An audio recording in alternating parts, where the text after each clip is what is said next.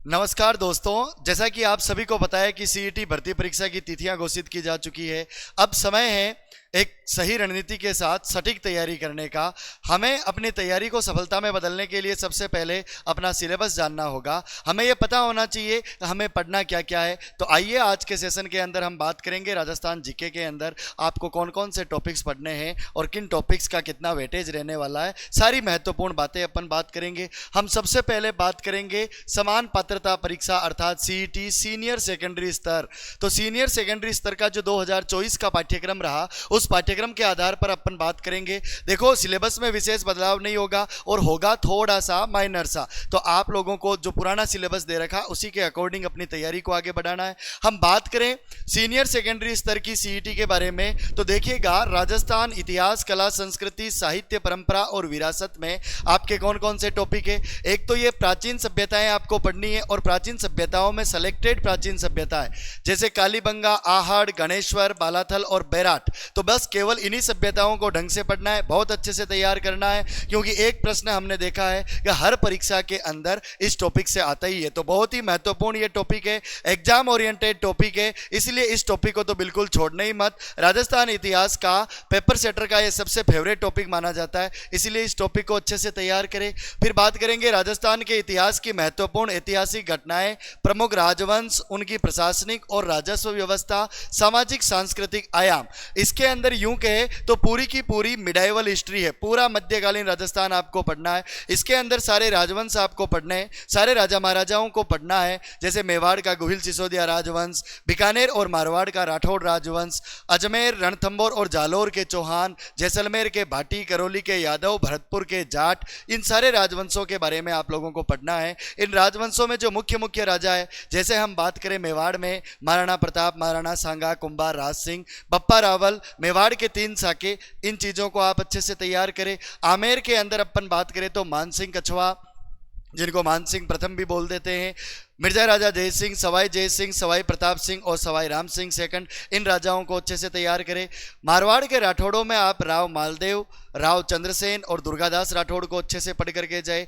बीकानेर के राठौड़ों में राव बीका, महाराजा राय सिंह और महाराजा गंगा सिंह जी को आप अच्छे से तैयार करें, उनको अच्छे से पढ़े। अजमेर के चौहानों के अंदर अजय राज, अर्णोराज, विग्रहराज चतुर्थ और पृथ्वीराज चौहान को, जालोर में कानड़ देव सोनगरा और रणथंभौर में हमीर देव चौहान को। ये जो सेलेक्टेड राजा है इनको आप पढ़िएगा, क्योंकि महत्वपूर्ण ये है कि परीक्षाओं में प्रश्न लगभग 90% चांस होते हैं कि इन्हीं में से आते हैं, क्योंकि राजवंश अपने आप में बहुत ही लंबा और बहुत ही बड़ा आपके टॉपिक होता है। तो इसके लिए आपको थोड़ी सी स्मार्ट स्टडी करनी पड़ेगी और आपको पुराने प्रश्न देखने चाहिए, पुराने पेपर देखने चाहिए कि क्या पैटर्न रहा है, कौन कौन से राजा महाराजाओं के प्रश्न ज्यादा आते हैं, कौन कौन से राजवंशों के प्रश्न आते हैं। जैसे मेवाड़ राजवंश से संबंधित हर परीक्षा में एक प्रश्न आ ही जाता है, तो इस राजवंश को आप एकदम कंप्लीट करें। मेरा कहने का मतलब यह है कि राजवंशों में आपको बहुत ज्यादा समय देने की जरूरत नहीं है, सेलेक्टेड चीजें राजवंशों में आप पढ़े। आपको ज्यादा समय देना है modern history, art and culture, इन दोनों के अंदर। आर्ट एंड कल्चर में अपन बात करें, स्थापत्य कला की प्रमुख विशेषताएं आपको देखनी है, जैसे राजस्थान के प्रमुख किले देख लेने हैं, स्मारक के अंदर आपको देख लेने हैं राजस्थान की प्रमुख छतरियां, है ना, तो राजस्थान की छतरियां वगैरह है जो है वो भी देख लेने हैं। अब किलों के साथ साथ आपको मंदिर और महल भी तैयार करने हैं, है ना। फिर कलाएं देख लेनी है। कलाओं के अंदर अपन बात करें तो आपको चित्रकला और हस्तकला, इन कलाओं को थोड़ा अच्छे से बढ़िया से तैयार करना है। और राजस्थान में जो स्वतंत्रता आंदोलन अर्थात जो मॉडर्न हिस्ट्री है, इस मॉडर्न हिस्ट्री को बहुत अच्छे से तैयार करना। इसके अंदर आपको 1857 की क्रांति पढ़नी है, किसान आंदोलन, जनजातीय आंदोलन, राजनीतिक जागरण। राजनीतिक जागरण का मतलब है इसके अंदर आपको प्रमुख समाचार पत्र और राजनीतिक संगठनों को पढ़ना है, जैसे अखिल भारतीय देसी राज्य लोक परिषद, राजपुताना मध्य भारत सभा, राजस्थान सेवा संघ, देश हितैषणी सभा। इन सभी के बारे में राजनीतिक जनजागरण वाले टॉपिक में आपको पढ़ना है। प्रजामंडल आंदोलन के अंदर प्रजामंडलों के स्थापना वर्ष पढ़ना है और संस्थापकों के नाम आपको ढंग से पढ़ना है। फिर बात करेंगे अपन राजस्थान का एकीकरण। देखो, मैंने जैसे कहा था कि प्राचीन सभ्यताएं पेपर सेटर का फेवरेट टॉपिक है, उसी प्रकार से एकीकरण पेपर सेटर का फेवरेट टॉपिक है। राजस्थान इतिहास का ये ट्रेंड रहा है कि एक तो प्राचीन सभ्यताओं से प्रश्न आता है, एक प्रश्न 1857 की क्रांति, एक प्रश्न किसान आंदोलन और एक प्रश्न एकीकरण। ये जो 4 टॉपिक है ना, ये 4 टॉपिक बहुत ही महत्वपूर्ण टॉपिक है। इनसे खूब सारे प्रश्न परीक्षाओं के अंदर पूछे जाते रहते हैं। तो मैं उम्मीद करूंगा कि आप लोग इन टॉपिक्स को बहुत अच्छे से तैयार करोगे और सफलता सुनिश्चित करोगे। लोक भाषाएं, बोलियां एवं साहित्य। तो देखो, इनमें एक तो बोलियों का प्रश्न आ जाता है कि भाई मेवाड़ी कहाँ बोली जाती है, ढूंढाड़ी कहाँ बोली जाती है, मारवाड़ी की उपबोलियां कौन कौन सी है, ढूंढाड़ी की उपबोलियां कौन कौन सी है, हाड़ौती किसकी उपबोली है, मालवी की कौन कौन सी उपबोलियां है। तो बोलियां उपबोलियां आपके परीक्षाओं में पूछी जाती रहती है, तो बोलियों को अच्छे से देख ले। और साहित्य के अंदर आपको विभिन्न लेखक और उनके ग्रंथों के नाम याद रखने हैं। और इनमें भी आप सूर्यमल मिशन, विजयदान देथा, कन्हैयालाल सेठिया, लक्ष्मी कुमारी चुंडावत, शिवचंद्र भरतिया, ऐसे जो महान साहित्यकार और विद्वान हुए, उनकी किताबों को ढंग से पढ़ना, उनसे रिलेटेड प्रश्न आने की संभावनाएं ज़्यादा रहती है।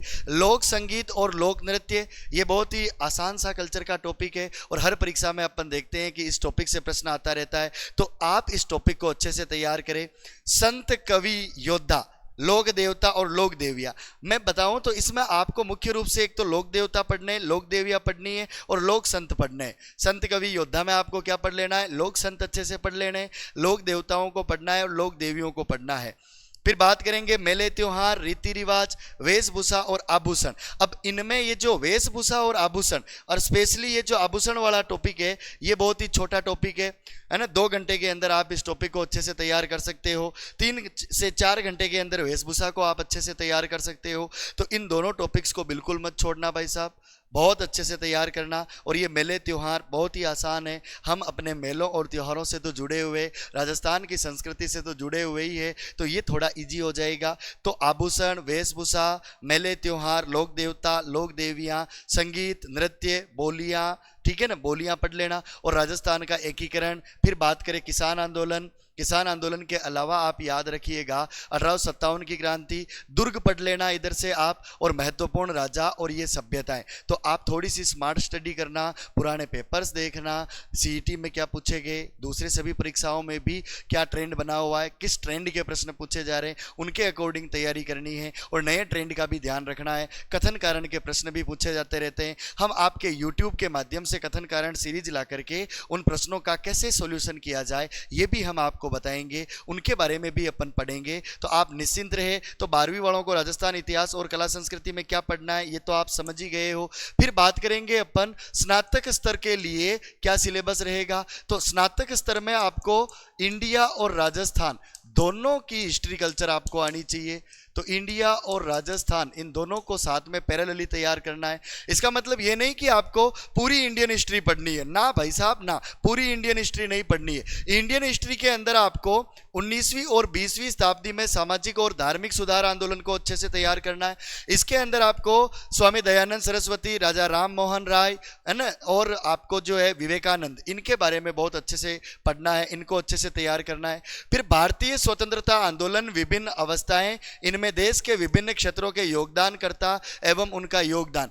इसके अंदर आपको एक तो महात्मा गांधी को अच्छे से पढ़ना है, लाल पाल बाल को अच्छे से तैयार करना है, भगत सिंह और चंद्रशेखर आजाद को अच्छे से तैयार कर लेना है, और रास बिहारी बोस, इन कुछ महत्वपूर्ण क्रांतिकारियों के बारे में आपको पढ़ना है और गांधी जी को डिटेल से पढ़ना है। फिर बात करेंगे राजस्थान में 1857 की क्रांति, बहुत ही बढ़िया टॉपिक है और आपके एक प्रश्न इस टॉपिक से आ जाता है। फिर बात करें राजस्थान में जनजाति और किसान आंदोलन, एक प्रश्न आपके इससे आ जाता है। राजनीतिक जनजागरण, राजनीतिक जनजागरण और प्रजामंडल, इन दोनों को मिलाकर के एक प्रश्न आता है। कभी प्रजामंडल से पूछ लेते हैं तो कभी राजनीतिक जनजागरण से पूछ लेते हैं। राजनीतिक जनजागरण के अंदर या राजनीतिक जागृति के अंदर आपको विभिन्न समाचार पत्रों के नाम, कब प्रकाशित होते थे, कहाँ से प्रकाशित होते थे, उनके संपादक कौन थे, एक तो ये पढ़ना है। और दूसरा विभिन्न राजनीतिक संगठन, जैसे मारवाड़ सेवा संघ हो गया आपके, है ना, वाल्टर कृत राजपूत हितकारिणी सभा हो गया, वीर भारत सभा, वीर भारत समाज, इन सभी संगठनों के बारे में आप लोगों को पढ़ना है।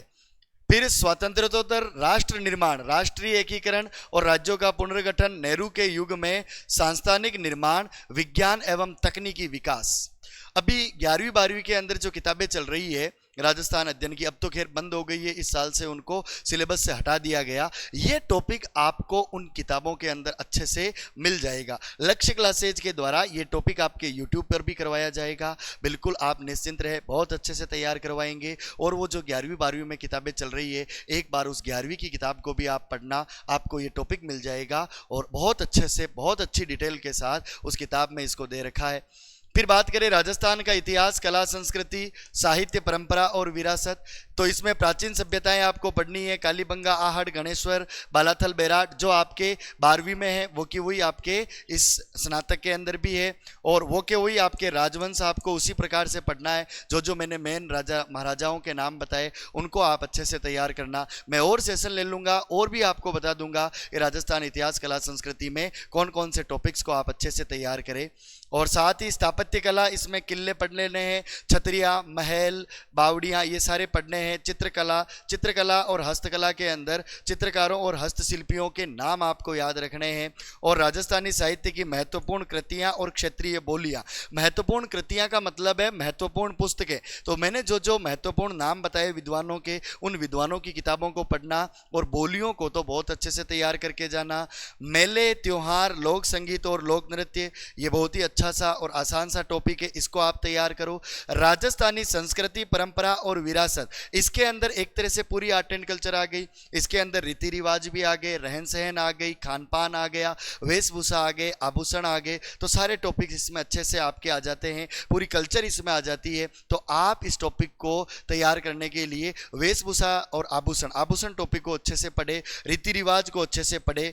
धार्मिक आंदोलन का मतलब है आपके संत संप्रदाय, एक तरह से आपको संत संप्रदाय इसके अंदर पढ़ना है, तो संत संप्रदाय पढ़ लेना है। और लोक देवता पढ़ना है। और महत्वपूर्ण ऐतिहासिक स्थल, अगर आपने राजवंश ढंग से पढ़ लिए तो आपके ऐतिहासिक घटनाएं कंप्लीट हो गई, तो ऐतिहासिक स्थल अपने आप में कंप्लीट हो जाएंगे। तो आप निश्चिंत रहे, ऐसा नहीं है कि भाई ये कोई बहुत टफ है। जैसे महत्वपूर्ण ऐतिहासिक स्थलों में जैसे हल्दी घाटी, क्या आप नहीं जानते हो हल्दी घाटी को? महत्वपूर्ण ऐतिहासिक स्थलों में जैसे अर्थुणा आ जाता है, आपके खानवा आ जाता है, तो क्या आप इन स्थानों को नहीं जानते हो? बिल्कुल जानते हो। तो आप बिल्कुल घबराए नहीं, अपने ऊपर विश्वास रखें। और अब समय है तैयारी करने का, जी जान से जुटने का, मेहनत में लग जाइए। मेहनत का कोई विकल्प नहीं होता है, सफलता का कोई शॉर्टकट नहीं होता है। और आप पुराने प्रश्न देखिएगा, पुराने पेपर्स देखिएगा और उसके अनुरूप अपनी तैयारी को आगे बढ़ाइएगा। और एग्जाम का ट्रेंड भी देखना है कि 2024 में जो सीईटी हुआ था, उस सीईटी के अंदर किस प्रकार के प्रश्न पूछे गए, किस सब्जेक्ट के कितने प्रश्न पूछे गए, मैं वो भी सेशन लाऊंगा और आपको बता दूंगा कि किस सब्जेक्ट का कितना वेटेज है। उसी के अकॉर्डिंग आपको टाइम देना है। जिस सब्जेक्ट का ज़्यादा वेटेज है उस सब्जेक्ट को ज़्यादा टाइम देना है, जिसका कम वेटेज है उसको आपको कम टाइम देना है और अपनी तैयारी को आगे बढ़ाना है। ठीक है भाई, हम वादे नहीं इरादे लेकर आए। सीईटी 2026 स्नातक लेवल और 12वीं स्तर की तैयारी कर रहे विद्यार्थियों के लिए लक्ष्य classes live from classroom batch और ऑफलाइन बैच प्रारंभ कर चुका है। नए बैच प्रारंभ हो चुके हैं और आप जल्द ही अपना एडमिशन लेकर के अपनी तैयारी को सफलता में बदल सकते हो। तो इसके लिए देर किस बात की, जुड़े लक्ष्य क्लासेज के साथ और अक्षांश पब्लिकेशन के साथ और अपनी तैयारी को नया आयाम दे, नई ऊंचाई तक अपनी तैयारी को ले जाए। लक्ष्य क्लासेज हमेशा आपके साथ है और हमेशा आपके साथ रहेगा। तो आप अगर सीईटी की तैयारी कर रहे हो या फिर एलडीसी कांस्टेबल, वीडियो, वनपाल, पटवारी, जूनियर अकाउंटेंट, महिला पर्यवेक्षक या प्लाटून कमांडर की, तो स्वागत है आपका लक्ष्य क्लासेज पर। अगर आपको सेशन अच्छा लगा हो तो सेशन को लाइक करना, शेयर करना। अगले सेशन के अंदर मैं आपको बताऊंगा कि किस सब्जेक्ट का कितना वेटेज है, किस सब्जेक्ट के कितने प्रश्न आते हैं, तो जानेंगे हम सारी बातें अगले सेशन में। तब तक के लिए सभी को राम राम, राधे राधे, जय श्री कृष्णा।